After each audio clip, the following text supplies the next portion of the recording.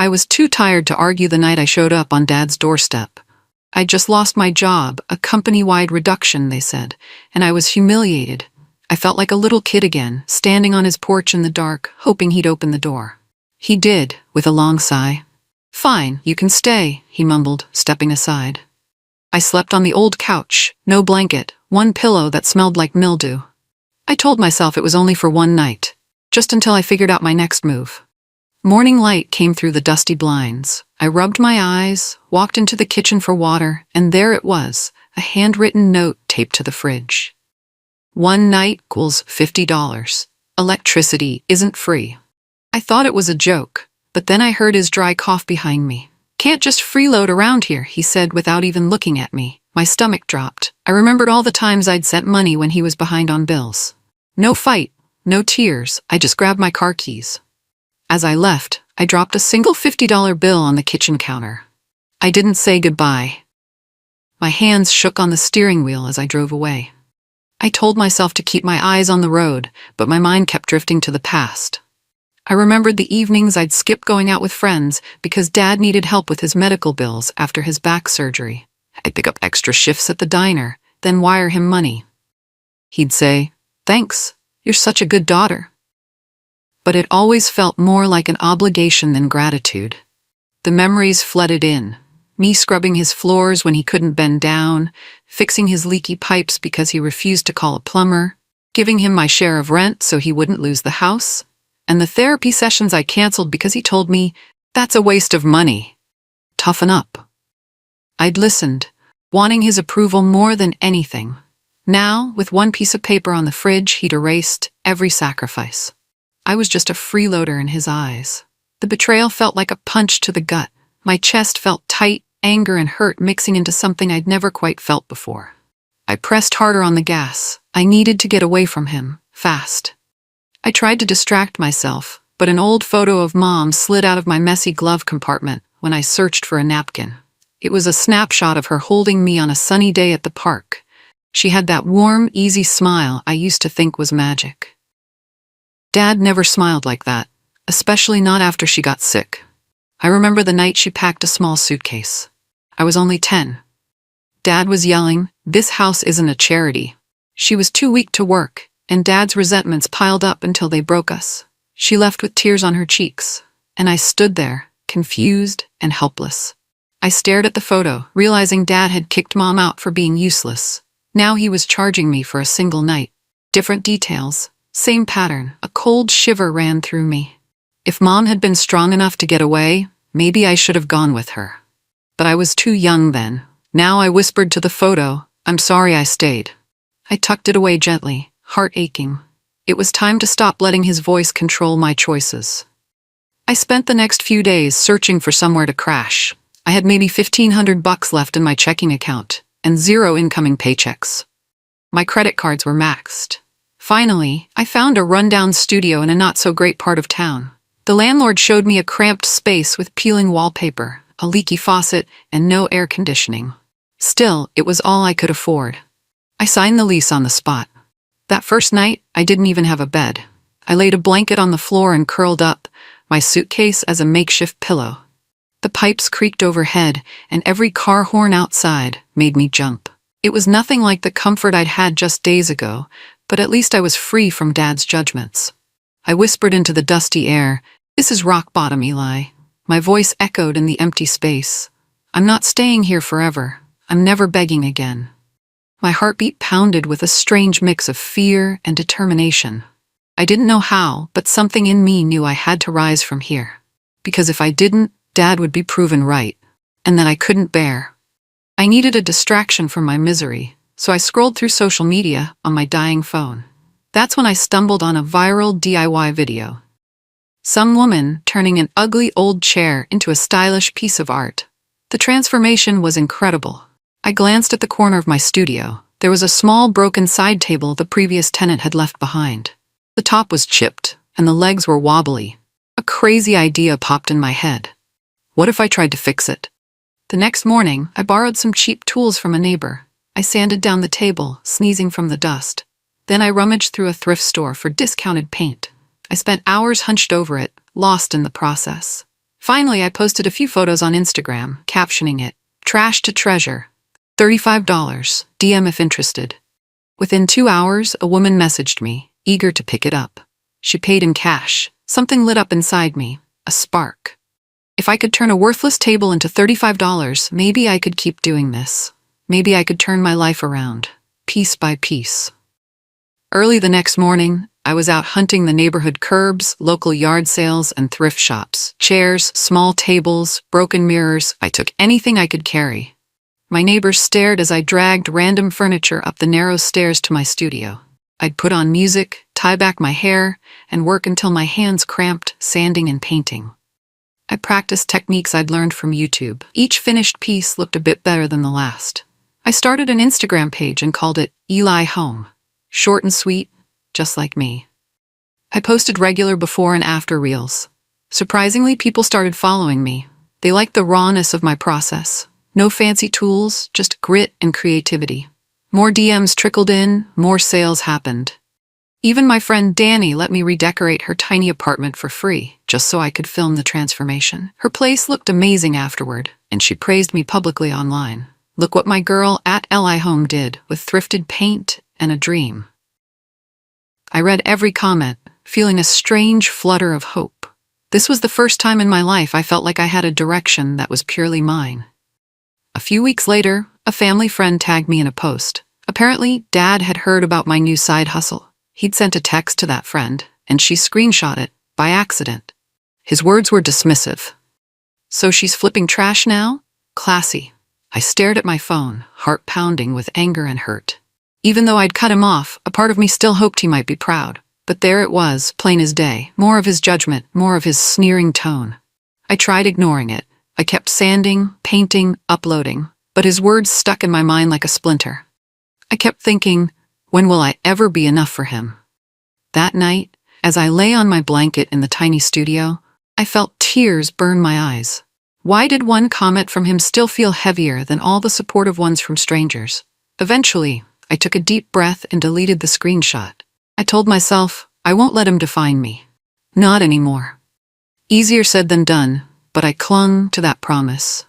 Life became a blur of shifts at the coffee shop and furniture projects in my cramped studio.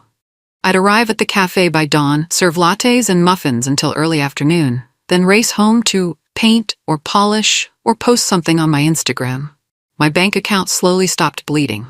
Instead of losing money on bills, I was actually stacking small bits of cash. I began to dream about a future where I didn't have to juggle 2 jobs, where I could do art and design full-time. Of course, my body was exhausted. My nails were chipped with paint, my muscles sore from lugging heavy furniture up 3 flights of stairs. Sometimes, I collapsed on the floor without dinner, too drained to even peel off my paint-splattered jeans. But each morning, I'd jolt awake with a sense of purpose. I might have lost a fancy office job, but at least now I was building something that was mine. Each piece of furniture sold felt like a tiny victory over the self-doubt Dad had etched into me. Late at night, I'd glance at my reflection in the chipped mirror. Eyes tired, but determination burning bright. I was far from done. It happened on a random Monday. An influencer, someone I followed for her home decor tips, saw my Instagram page and loved a retro coffee table I just posted. She messaged me directly. "Hey, love your style. Is the table still available? I'm redecorating my living room for my 2.5 million followers." I almost dropped my phone. She had millions of followers. I replied with shaky thumbs. "Yes, I can deliver it tomorrow." After I dropped it off at her loft, she gave me a big hug and said, "You're talented, girl. Keep going." The next day, she tagged me in a post, "Obsessed with Eli Home. This woman is changing the DIY game."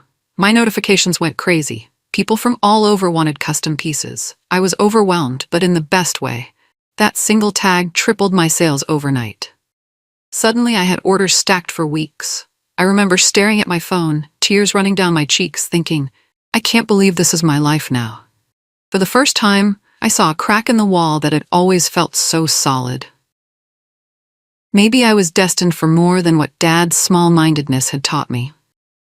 With the money from the flood of new orders, I made a daring move. I rented a tiny warehouse space across town. It was basically an old garage with flickering lights and a lot of spiders, but it had enough room for me to paint and store furniture without tripping over everything. I hired my first part-time assistant, a cheerful college kid named Maria. She helped me sand down pieces and keep track of online orders. Having her around felt surreal. Me, a boss? At night, I'd collapse onto a creaky cot in the corner of the warehouse. It wasn't ideal, but it beat paying 2 rents. My studio remained my official address, but the warehouse quickly became my second home. I also launched a proper website for LI Home, something more polished than just an Instagram handle. My heart raced with excitement each time a new order dinged in. The lights in the warehouse buzzed overhead like a soundtrack to my dreams. I still heard Dad scoffing in the back of my mind sometimes, flipping trash, classy. But I let the orders, the praise, and my own growing confidence drown that out. I was on a mission. 6 months after that influencer post, I got an email from an editor at Architectural Digest. It felt so unreal I thought it was a prank, but it was legit. They wanted to do a short profile on 10 women redefining luxury home design. My hands shook when I typed back, "Yes, I'm interested." An AD writer visited my warehouse, asked about my process, my story. I shared the struggles, carefully leaving Dad's name out, but I was honest about the layoffs and the sleepless nights that fueled my passion. When the article went live, I was stunned by the positive response. 2 celebrities reached out, within a month, asking me to design statement pieces for their mansions. Suddenly, my brand wasn't just a scrappy online hustle. It was high-end and forward-thinking. One morning, I caught my reflection in the reflection of a glossy coffee table I was buffing. I looked confident, determined, even triumphant. I realized, I'm doing it. I'm actually building the life I dreamed about. And for a moment, I didn't think about Dad's negativity at all. I only thought about what I was creating. A name for myself, a real future. One evening, I posted a celebratory photo, me standing on the balcony of my newly purchased luxury condo. The city skyline behind me glowed like a promise of everything I'd worked for. The comments were a wildfire of congratulations and heart emojis. But then one popped up that made my blood run cold. "Nice to see my daughter finally doing well. Maybe she'll remember who raised her." My father. He didn't even hide behind a fake account. He put it out in the open. My phone buzzed with a voice memo from him. "Ely, I may not have been perfect, but I'm still your father. You think success makes you better than blood?" I froze, my stomach twisting. Even after I'd gotten this far, he still found a way to stab at my vulnerabilities. I tried to breathe through the hurt. Did he expect me to drop everything and cater to him now? Part of me wanted to block him and never look back. Another part felt that old pang of guilt. He knew how to push my buttons, and it was working. A couple of days later, Dad's Facebook posts started circulating among distant relatives and old family friends. People sent me screenshots of his words. "My daughter got rich and forgot the man who gave her everything. Now I'm sick and alone." The comments were vicious. Strangers called me ungrateful, selfish. Some demanded I fix things with my father. Others guilt-tripped me, reminding me that family is everything. I stayed silent, hoping it would blow over. But it only got worse. My brand page was spammed with hateful messages. "How dare you abandon your dad? Don't forget your roots." Finally, I snapped. I grabbed my phone, recorded a short reel, and told the truth. I didn't name him, but I didn't hide the details either. He charged me $50 for one night after I lost my job. I built everything without his help. Now he wants back in. I posted it and braced for impact. The response was explosive. Over 6 million views in 24 hours. People rallied to my side. They told their own stories of toxic parents. Big-name clients I'd worked with reshared my post, offering love and support. Dad's lies were exposed. It looked like karma had finally caught up. While my reels soared online, Dad's handyman job let him go. Word spread that he'd tried to manipulate me publicly. His landlord, who'd seen the chaos on social media, decided not to renew his lease. Suddenly, Dad was the one out on the street. One afternoon, my phone rang from a number I didn't recognize. I hesitated, then answered. His voice came through, frail and shaky. "LA, can we talk?" I heard his quiet breathing, the rustle of what sounded like car upholstery. He continued, "I might have messed up. I'm alone here. Just need a place to crash." His voice cracked like old wood. My heart clenched. All my life I'd wanted him to ask for my help in a loving way. But now that it was happening, it felt hollow, like he was only calling because he had no one else. I paused for what felt like forever before saying softly, "I'll think about it." Then I hung up. I stared at the city lights outside my condo windows. I was the one with power now, and it terrified me as much as it liberated me. Days passed in silence. I buried myself in work, updating my website and finalizing designs for new clients. Every now and then I'd think about Dad living in his car. Part of me wanted to say, "Serves you right." Another part felt guilty. Then a text came in from a burner phone. "I'm living out of my car. You can't let your own father suffer." My stomach twisted. He'd perfected the art of the guilt trip. I could imagine his scowl as he typed those words. Did he seriously expect me to drop everything? I typed back a single sentence. "You let me suffer once too." I hit send, heart hammering. I stared at the screen, half expecting an explosion of angry texts. Instead, there was silence. No three-dot bubble. No reply. I wondered if I'd gone too far, but I also remembered that $50 note on the fridge, the years of being dismissed. He never hesitated to let me suffer. Was I a horrible person for setting boundaries? My heart pounded with conflicting emotions. Sometimes doing what's right for ourselves feels like the hardest thing. Against my better judgment, I agreed to meet Dad in the lobby of my condo. He showed up in the same old jacket he'd worn for years, but there was a nervous energy about him now. He couldn't stop looking around at the marble floors, the doorman's polite greetings. "It's nice here," he muttered, glancing up at the high ceilings. "You've done well, maybe too well." I felt my shoulders tense. "It's my home," I said simply. We sat on a plush couch in the lobby, awkwardly. He cleared his throat. "Remember our fishing trips? Just you and me hooking those sunfish?" He gave a small, forced chuckle. I saw what he was doing, trying to spark some nostalgic warmth in me. I offered a thin smile. "Yeah, I remember."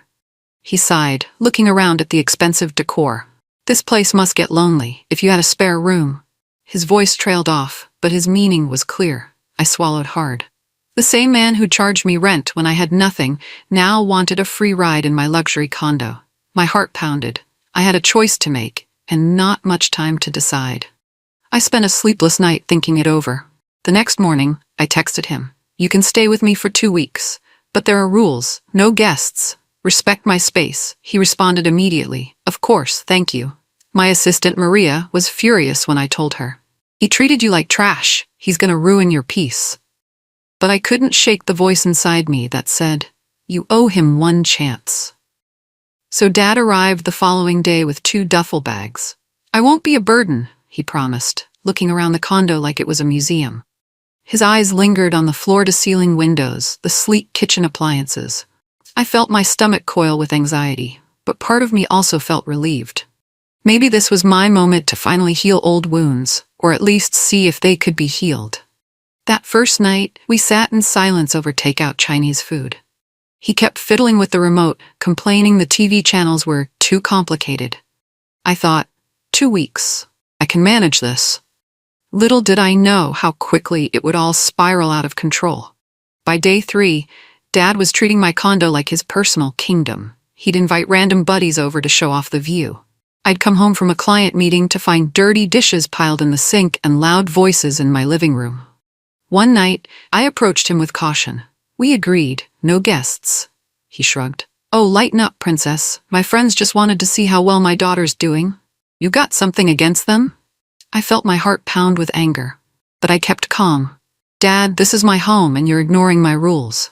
He rolled his eyes, flipping through TV channels. "Money changed you," he muttered. That stung more than I cared to admit.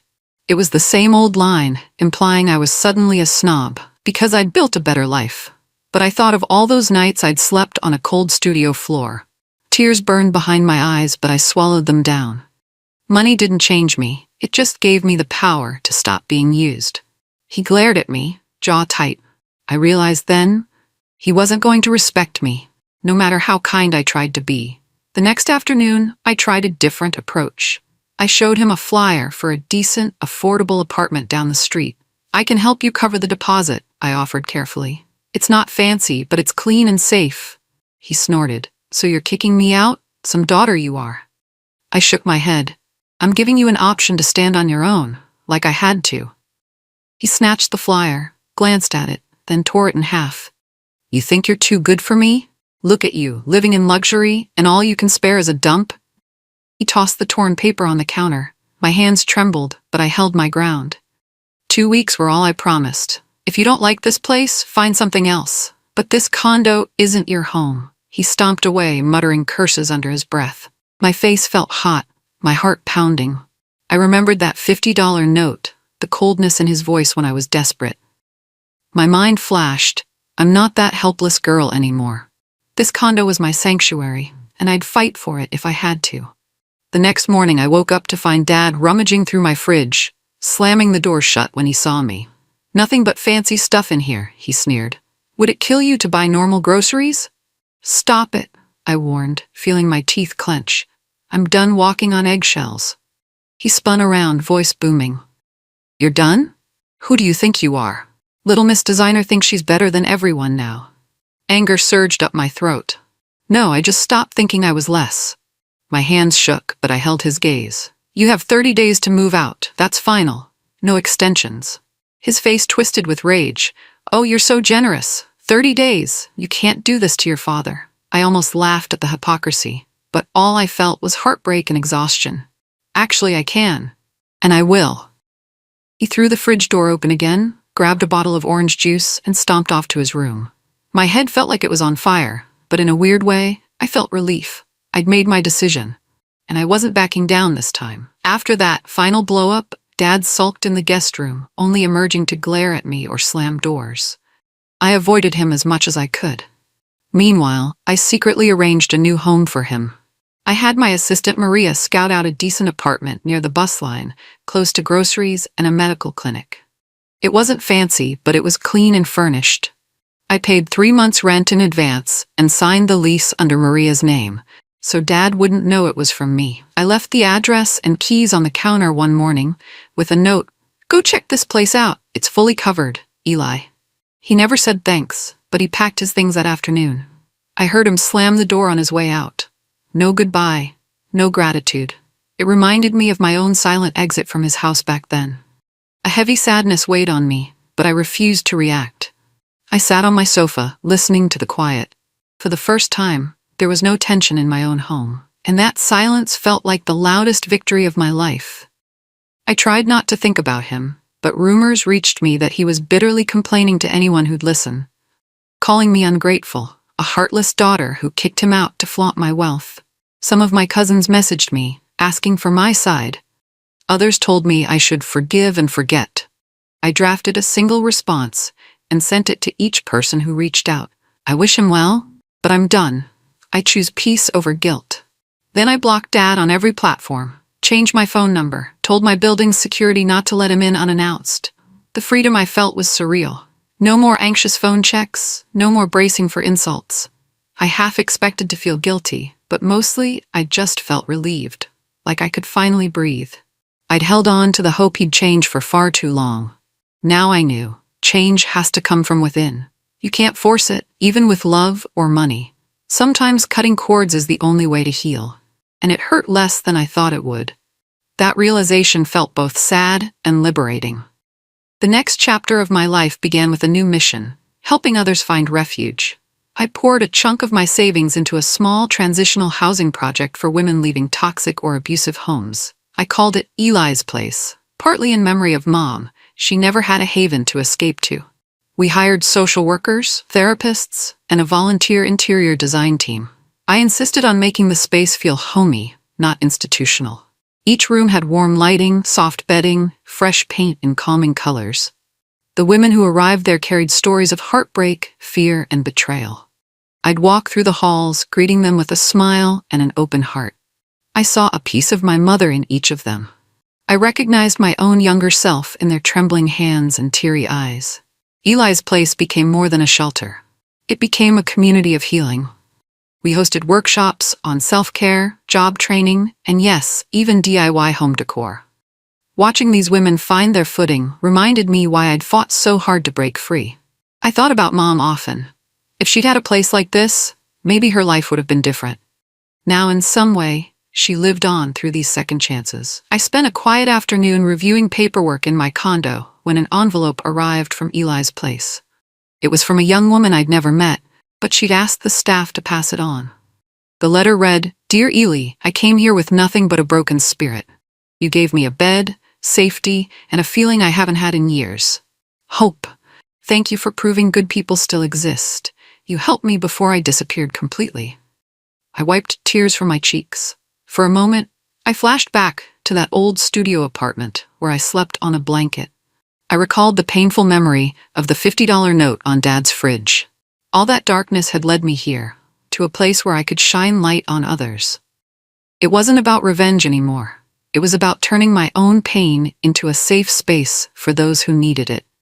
Setting boundaries with Dad was just one step in finding my own strength.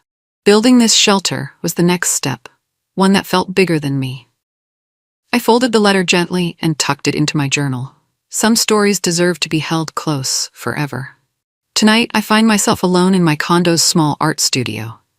A few candles flicker against the walls. The silence wraps around me like a comforting blanket. No yelling, no guilt, no fear. I breathe in, savoring this moment. I don't feel the need to prove anything to anyone. Not to Dad, not to random strangers online, not even to my younger self, who once doubted every step. I'm just me. My phone buzzes with a new email. Another celebrity client wanting custom pieces. I'll respond tomorrow. Right now, I close my eyes and let gratitude fill my chest. My journey isn't about showing off my success. It's about reclaiming my power and sharing hope with others. I think about all the women at Eli's place and how far I've come. My father's opinions no longer define me, and I've created a life where I can welcome people in or shut the door if they cross my boundaries. I smile because I finally understand true success is freedom. It's living on your own terms and refusing to let anyone put a price tag on your worth. I blow out the candles, ready for whatever tomorrow brings. I am free. Success isn't just about money or fame. It's about reclaiming your power, creating a legacy of kindness, and choosing your own peace. Eli didn't get even. She got free. And that's the greatest win of all.